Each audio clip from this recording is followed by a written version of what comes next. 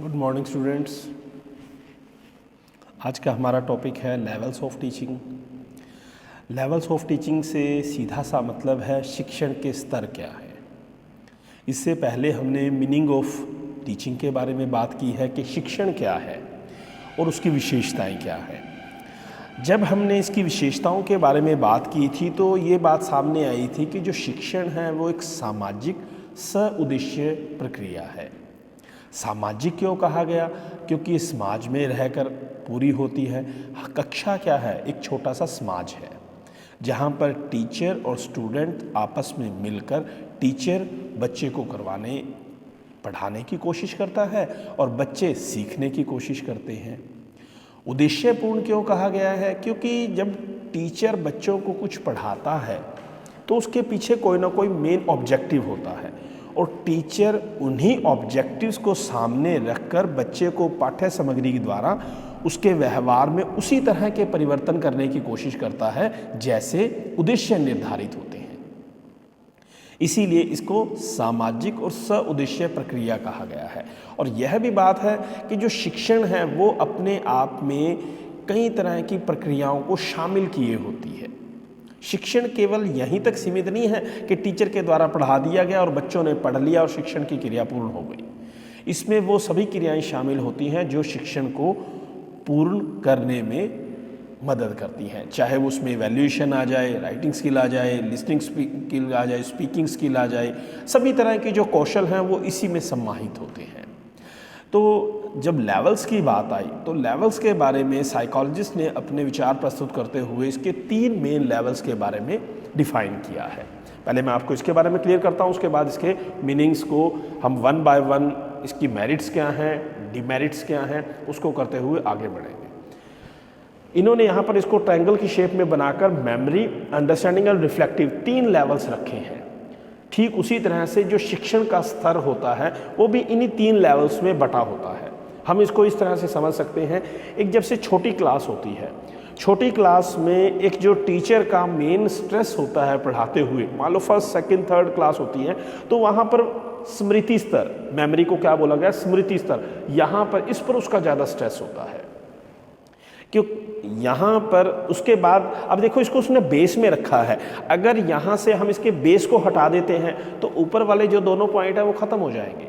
ख़त्म होने से क्या मतलब है कि अगर किसी व्यक्ति में मेमोराइज करने की, रट्टा लगाने की या किसी चीज़ को रट कर अपनी स्मृति में रखने की योग्यता नहीं है तो वो जो ऊपर वाले दोनों लेवल हैं वो वहाँ पर नहीं पहुँच पाएगा।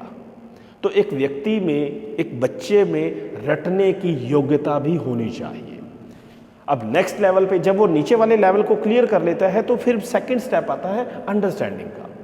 अब जो बचपन में चीज़ें उसने रटी हैं, मान ली अब रटने की बात आती है, क्या रटा है?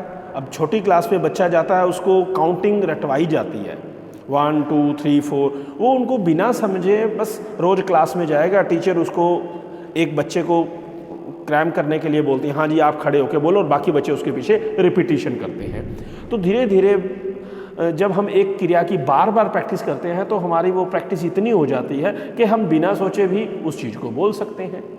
आपने देखा होगा, मान लीजिए जैसे जो ज्योतिषी या मंत्र उच्चारण करने वाले व्यक्ति होते हैं, वो बार बार क्योंकि उन मंत्रों का उच्चारण करते हैं तो वो उनकी जुबान पर इतने चढ़ जाते हैं कि वो बिना पढ़े भी बड़े से बड़े मंत्र फटाफट बहुत जल्दी बोल लेते हैं। तो यहाँ पर जब हम बात कर रहे थे मेमोरी की, मेमोरी के बाद सेकंड कॉन्सेप्ट आया अंडरस्टैंडिंग का।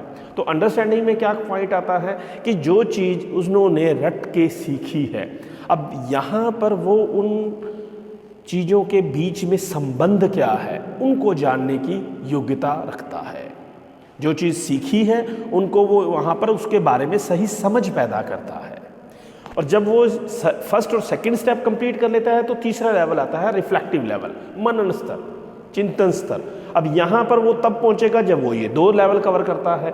तो ये कंप्लीट जो एक पिरामिड का शेप बनी हुई है, ट्रायंगल की शेप है, इसको इस वे से शो किया गया है कि जब लेवल्स की बात करेंगे तो सबसे बेस में नीचे मेमोरी, एक स्मृति स्तर, समझ स्तर और चिंतन स्तर, इस तरह से आएंगे। आई थिंक यहाँ तक आपको क्लियर हो गया होगा। इसके बाद मैं आपको इसमें इसकी मेरिट्स क्या हैं, डीमेरिट्स क्या हैं और उसका सही ढंग से इसको किस वे से डिफ़ाइन किया गया है उसके बारे में बताऊंगा। अब सबसे पहले जैसे कि हमने समझ लिया है कि जो बेस में सबसे नीचे होता है वो मेमोरी है। अब मेमोरी का मतलब क्या है? मेमोरी का सीधा सा मतलब है किसी चीज़ को रट लेना या उसको रट कर अपनी स्मृति में संजो लेना। अब एक छोटा बच्चा है, क्लास में जाता है, अब वो जो उसको बुक्स दी जाती हैं पढ़ने के लिए, ए फॉर एप्पल है तो वो ए फॉर एप्पल ही पढ़ता है। ए से और भी बहुत से वर्ड हैं। ए अल्फ़ाबेट से बुक्स में एप्पल है, टीचर ने एप्पल पढ़ाया है तो वो एप्पल तक सीमित है। ये रटना है। रटना तब होता है जब उस चीज़ में हम अपने मस्तिष्क का, दिमाग का, समझ का इस्तेमाल नहीं करते। जैसे कह दिया उसी को समझ लिया और उसी को रट लिया, ना उससे इधर कम ना उधर ज़्यादा। तो अब बच्चे की सारी समझ क्या है? अब छोटी क्लासेस में इस चीज़ पर ज़्यादा बल दिया जाता है क्योंकि बच्चों कुछ ना कुछ अंदर होगा तभी सेकंड स्टेप प्रोसेस शुरू होता है अंडरस्टैंडिंग का।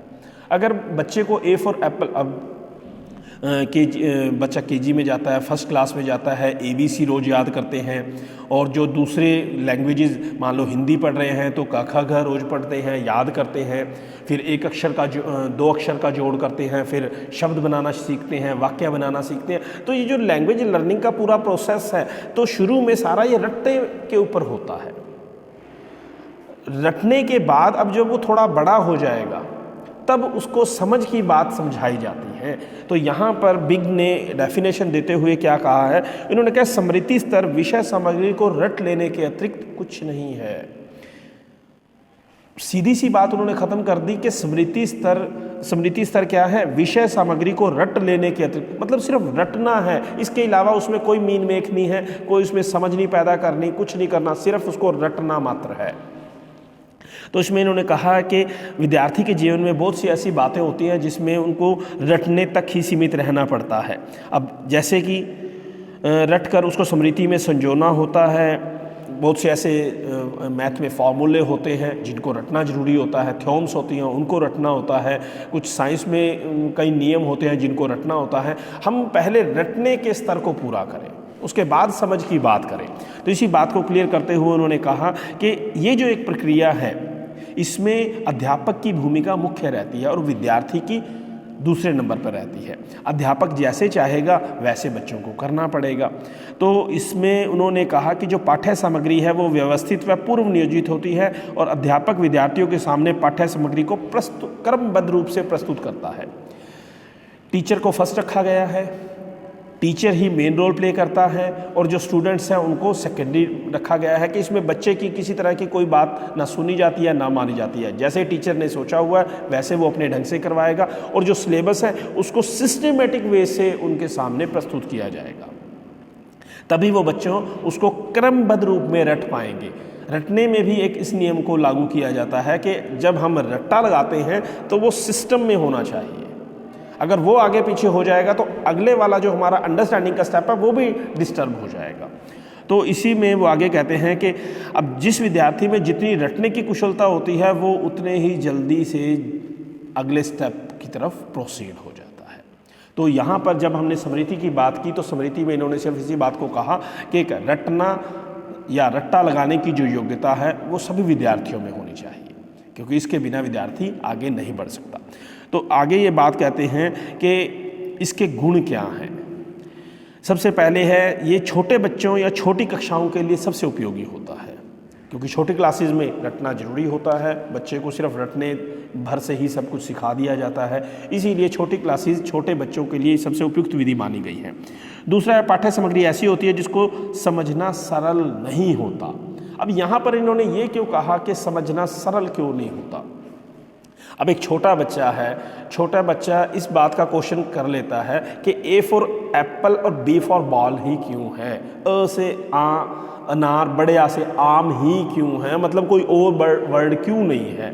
तो वहाँ पर उनकी इस बात का जवाब देना पॉसिबल नहीं है, क्योंकि कुछ चीज़ें जैसे शुरू से चली आ रही हैं हम उनको वैसे ही सीखते चले आ रहे हैं, उसमें किसी तरह का कोई खास बदलाव नहीं किया जाता। अमूल चूक थोड़ा बहुत परिवर्तन हो जाता है, परंतु ज़्यादा नहीं करते, वो जैसे हैं। हाँ, क्योंकि वो एक लर्निंग स्टेज है। अगर हम उस चीज़ को वैसे ही सीखते हैं तो जब बड़े होने के बाद आपको पता है ए से सैकड़ों वर्ड बन जाते हैं। पर जब हम अल्फ़ाबेट की बात करते हैं, A4 क्या है, वो वहाँ पर हमें वही चीज़ सिखाई जाती है। तो इसमें ना कोई तर्क नहीं है कि ऐसा इसलिए है, वैसा इसलिए नहीं है। तो इसीलिए जो रटने की बात होती है उसमें किसी तरह के तर्क की बात नहीं आती। इसीलिए उन्होंने कहा कि जैसा, क्योंकि इसको समझाना सरल नहीं है, तो जैसा टीचर के द्वारा कहा गया बच्चे उसको उसी वे से समझ लेते हैं। इस तरह के शिक्षण में अध्यापक की भूमिका सबसे महत्वपूर्ण होती है। जैसे मैंने शुरू में भी कहा, अध्यापक मुख्य भूमिका अदा करता है और स्टूडेंट जैसे टीचर कहेगा वैसे इसको आगे प्रोसीड करते हैं। समृद्धि स्तर के शिक्षण में जो ज्ञान प्रदान प्राप्त किया जाता है वह बोध स्तर और चिंतन स्तर के लिए सबसे मुख्य होता है। यही बात उन्होंने रिपीट की गई है इसके गुणों में कि अगर हम स्मृति स्तर, मेमोरी लेवल को यहाँ से हटा देते हैं तो ऊपर वाले दोनों लेवल भी खत्म हो जाएंगे। इसीलिए सबसे पहले हमें स्मृति, जो मेमोरी लेवल है, उस पर बने रहना है। पर इसके कुछ दोष भी हैं। हाँ, ये बात मैं आपको क्लियर कर दूं कि ये क्वेश्चन 16 मार्क्स में भी आ सकता है कि मीनिंग ऑफ टीचिंग क्या है एंड इट्स लेवल। तो लेवल में आप जब बात कर रहे हो तो इसके तीनों लेवल क्लियर करोगे, memory, understanding, reflective level. Meaning of memory level क्या है, उसकी मेरिट एंड डीमेरिट्स क्या है। द सेकंड अंडरस्टैंडिंग लेवल क्या है, उसकी मेरिट एंड डीमेरिट्स क्या है। थर्ड रिफ्लेक्टिव, उसकी भी मेरिट और डीमेरिट आपने डिफाइन करनी है। इसकी डीमेरिट्स में हम ज़्यादा नहीं खींचेंगे, उसको शॉर्ट में क्लियर करते हैं। सबसे पहले इन्होंने मानसिक योग्यता का विकास नहीं हो पाता इसमें, क्योंकि इसमें हम सिर्फ रटने तक सीमित हैं। उसमें हमने किसी तरह के कोई इसके बीच में क्या रिलेशन है उनको नहीं जानने की कोशिश की, तो इसीलिए इसमें मानसिक विकास नहीं होता। दूसरा है, विद्यार्थी को रटा हुआ ज्ञान जो है वो वास्तविक जीवन में, वास्तविक परिस्थितियों में लागू नहीं हो पाता, क्योंकि रट्टे का ज़्यादा एक लॉन्ग लाइफ नहीं होती, कुछ समय तक होता है। अगर तो हम उसको रिपीट करते रहते हैं तो वो बना रहता है, अगर उसमें एक टाइम गैप आ जाता है तो हम उस चीज़ को भूल जाते हैं। नेक्स्ट ये बात करता है कि स्मृति स्तर का शिक्षण विषय केंद्रित होता है। इसमें क्योंकि जो टॉपिक है विषय केंद्रित है, उसी को मेन मान के चलते हैं। इसमें टीचर की भूमिका मुख्य रहती है और किसी तरह के विद्यार्थी की कोई भूमिका नहीं होती। समृद्धि स्तर का शिक्षण में विद्यार्थी आंतरिक रूप से प्रेरित न होकर केवल बाहरी रूप से प्रेरित होता है। बाहरी तौर पर ही शिक्षक के द्वारा जो बच्चों को मोटिवेशनल एस्पेक्ट दिए जाते हैं वो उसी से प्रेरित होकर बच्चा सीखने की कोशिश करता है। मतलब आंतरिक तौर पर उसको किसी तरह की कोई खुशी का आभास नहीं होता। नेक्स्ट हम बात करते हैं बोध स्तर क्या है। बोध स्तर, सेकंड जो अंडरस्टैंडिंग लेवल है उसको बोध स्तर भी कहा गया है। बोध स्तर का मतलब होता है कि जब हम किसी चीज़ को समझने की शुरुआत करते हैं तो हम उसको खोलकर उसके बीच में क्या संबंध पाया जाता है, उन संबंधों के आधार को जानने की कोशिश करते हैं। मतलब क्या है कि एक चीज़ को जब हम पढ़ेंगे, पढ़ते हुए उसमें जो शब्द यूज़ किए गए हैं, वो जो प्रत्ययों की बात की गई है, उनमें आपस में क्या संबंध है, कारण क्या है, ये ऐसा क्यों हुआ, उन सब के बारे में विश्लेषण कर जानने की कोशिश करते हैं। अब इसमें एक एग्जाम्पल के तौर पर हम ये बात ले सकते हैं, मान लीजिए बच्चे को टेबल करवाए जाते हैं, 8 का टेबल करता है। शुरू में उसको सिर्फ रट्टा लगवाया जाता है, 8 1 जा 8, 8 2 जा 16, 8 3 जा 24, इस तरह से है। बट यहाँ पे जब अंडरस्टैंडिंग की बात आएगी, अब वो यहाँ पर ये बात क्लियर करता है कि 8 को अगर हम 8 को 1 से गुना करते हैं, 1 आता है, 8 आता है, तो 2 से गुना करके 16 आता है। 8 में 8 जोड़ दें तो भी आ सकता है, 8 को 2 से गुना करके भी 16 आ सकता है। तो मतलब इस तरह से उनके बीच में रिलेशन क्या है उस चीज़ को समझाया जाता है। अब ये बात हम जानते हैं कि बच्चा 15 तक नियर अबाउट टेबल सीखता है, 20 तक सीखता है। एक लेवल पे जब वो थोड़ा बड़ा हो जाता है तो वो उनको रटता नहीं है, ना ही लर्न करता है। वो क्या करता है, अगर मान लीजिए आपने उसको एक कहा कि हाँ 24 × 3 कितने होंगे, तो वो फटाफट करके आपको दिखा देगा। कब? जब उसने इसके बारे में सही समझ पैदा की कि 24 को हम 3 से गुना करेंगे और उसका निकल आएगा 72 आ जाएगा। अब अगर एक छोटे बच्चे को इस बात के समझाने की कोशिश करेंगे तो वो पॉसिबल नहीं है। तो पहले मेमोरी जरूरी है। अब उसको ये पता तो होना चाहिए 24 क्या होता है, इंटू 3 क्या होता है। तो मेमोरी अपने आप में जहाँ जरूरी है तभी अंडरस्टैंडिंग लेवल पर हम पहुँच सकते हैं। तो इसमें इन्होंने क्या कहा है, बिग ने इसी में डेफिनेशन देते हुए कहा है कि बोध स्तर का शिक्षण अलग अलग तथ्यों के बीच में पाए जाने वाले संबंधों से परिचित कराना है। अब वो तथ्य किसी भी तरह के हो सकते हैं, साइंस से बिलोंग कर सकते हैं, हिंदी, इंग्लिश, व्याकरण, किसी भी तरह के विषय से संबंधित हो सकते हैं। तो एक समय जब हम किसी चीज़ को रट लेते हैं, रटने के बाद उसके अर्थ और तथ्यों के बीच में संबंधों को जानना ही बोध स्तर है। अब इसमें इन्होंने अलग अलग तरह से इसकी मेरिट्स और डिमेरिट्स को डिफाइन किया गया है। तो इसमें सबसे पहले इसके गुणों की अगर बात करते हैं, बोध स्तर के शिक्षण में विद्यार्थी स्मृति स्तर के शिक्षण के तुलना में अधिक स्थायी ज्ञान प्राप्त करता है। बोध स्तर में जो ज्ञान प्राप्त करेगा वो स्थायी होगा, वो उसके क्योंकि समझ प्राप्त की है उसने, वो उसको अपनी लाइफ में यूज़ कर सकता है, वास्तविक परिस्थितियों में इस्तेमाल कर सकता है। ये जो ज्ञान है वो लंबे समय तक बना रहता है कंपैरेटिव टू फर्स्ट मेमोरी के कंपैरेटिव। दूसरा, इस स्तर के शिक्षण में विद्यार्थी अपनी बुद्धि और विचार शक्ति का अधिक प्रयोग करता है। थर्ड है, सामग्री को व्यवस्थित व क्रमबद्ध रूप से व्यवस्थित विद्यार्थी के सामने प्रस्तुत किया जाता है और उसके पूर्व ज्ञान का प्रयोग किया जाता है। अब जब टीचर इसको अंडरस्टैंडिंग एस्पेक्ट पे पढ़ाएगा तो उसके पहले टीचर बच्चे के जो पूर्व ज्ञान है उसका इस्तेमाल करेगा कि क्या बच्चे को इससे संबंधित कुछ पहले पता है तो क्या पता है, पहले उसकी नॉलेज गेन करेगा, उसके बाद वो अपने प्रत्ययों को उनके सामने प्रस्तुत करना शुरू करेगा। क्योंकि इससे जो चेन लर्निंग स्टार्ट होती है कि बच्चा पिछली अगर उसके माइंड में कुछ है और नया सिखाया जा रहा है उससे वो जुड़ जाएगा तो वो जल्दी सीख पाएगा।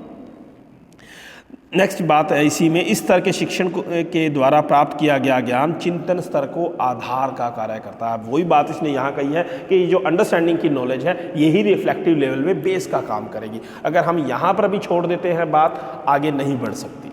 तो इसके दोष क्या बताए हैं? सबसे पहले उन्होंने कहा है कि बोध स्तर शिक्षण विषय केंद्रित तथा अध्यापक और विद्यार्थी के बीच में अंतःक्रिया नहीं हो पाती। इसमें इन्होंने बात कही है कि विद्यार्थी और अध्यापक के बीच में ज़्यादा अंतःक्रिया मतलब डिस्कशन नहीं हो पाती। ये विद्यार्थी बोध स्तर तभी प्राप्त करता है जब वो खुद उस चीज़ को मन से सीखने की कोशिश करता है। अगर टीचर धक्के से या किसी बात को रटवा कर उसको याद करवाता है तो रट्टे तक चली जाती है।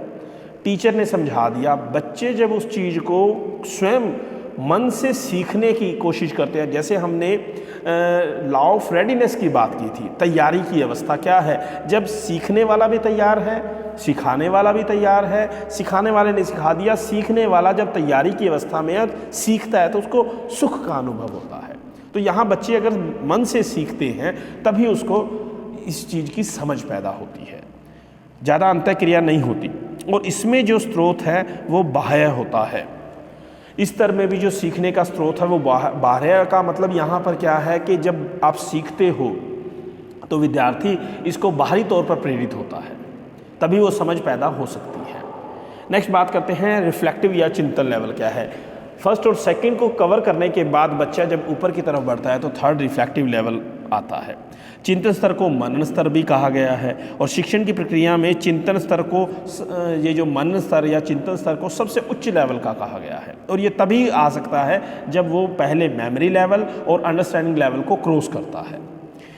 यहाँ पर उन्होंने इस बात को पहुँचते हुए इन्होंने बिग्गी ने जो इसको डिफाइन किया है वो ये कहते हैं, चिंतन स्तर का शिक्षण विद्यार्थी में सृजनात्मक व आलोचनात्मक योग्यता का विकास करता है और मौलिक चिंतन को बढ़ाता है। अब यहाँ पर अगर मैं आपको एक एग्जांपल दूँ कि छोटी क्लासेस में बच्चों को प्रस्ताव लिखने के लिए दिया जाता है, 100 शब्दों में प्रस्ताव लिखो, दिवाली का प्रस्ताव लिखो, मतलब इस तरह का ही 5वीं 6ठी क्लास तक। तो यहाँ पर वो आते हैं जो सिलेबस में होते हैं। 6ठी के बाद 7th 8th 9th में जब बच्चा हो जाता है तो वहाँ पर उसको अपने शब्दों में कोई करंट टॉपिक होता है उस पर लिखने के लिए दिया जाता है, या कोई प्रतियोगिता कराई जाती है वहाँ पर करंट टॉपिक बताया जाता है कि आप इस पर अपने विचार प्रस्तुत करो। तो ये जो अपने विचार प्रस्तुत करने लिखना वो क्या है, वो रिफ्लेक्टिव लेवल है।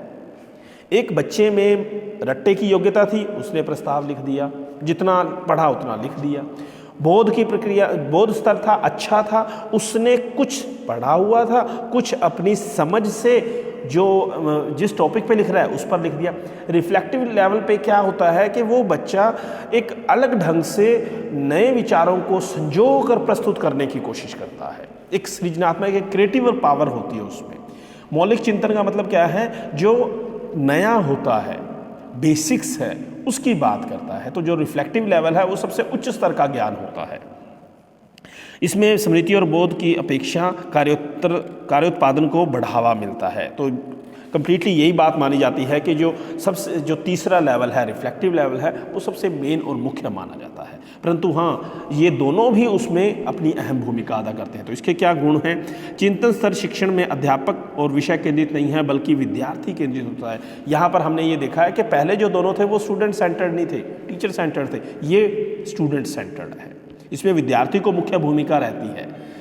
दूसरा है, शिक्षण स्मृति और बोध स्तर की तुलना में अधिक विचार युक्त व उपयोगी है। ये दोनों से ज़्यादा इफेक्टेबल रहता है। इस स्तर में शिक्षण के द्वारा विद्यार्थी की समस्याओं में समाधान करने की योग्यता का विकास होता है। एक टीचर के द्वारा विद्यार्थियों के सामने आधी अधूरी समस्याओं को रखना और बच्चों को उनको सोल्व करने के लिए देना, और बच्चे जो चिंतन स्तर पर पहुंच जाते हैं वो उन समस्याओं को स्वयं अपनी योग्यता के आधार पर सोल्व करने की कोशिश करते हैं। इस स्तर में अध्यापक और विद्यार्थी के बीच में अंतःक्रिया होती है। लास्ट में इन्होंने बताया कि इस स्तर में स्मृति स्तर सम्मिलित होता है। इस स्तर के शिक्षण में स्मृति और दोनों ही शामिल होते हैं। इसके भी कुछ दोष हैं। तो इन्होंने यहाँ बताया कि चिंतन स्तर का शिक्षण छोटी कक्षा के विद्यार्थियों के लिए उपयुक्त नहीं है। अब छोटी क्लास में अगर किसी बात को डिफाइन करते हैं या उनके विचार लेने की बात की जाती है तो वो उस बात को नहीं क्लियर कर पाते। तो यहाँ पर सबसे मेन क्या है कि बड़ी कक्षाओं के लिए ज़्यादा उपयुक्त है, छोटी क्लास छोटे बच्चों के लिए उपयोगी नहीं है। इसमें पाठ्यक्रम या पाठ्य सामग्री को सुव्यवस्थित ढंग से प्रस्तुत नहीं किया जाता है। विद्यार्थी इसे स्वयं अपने हिसाब से क्रमबद्ध रूप में प्राप्त नहीं कर पाते।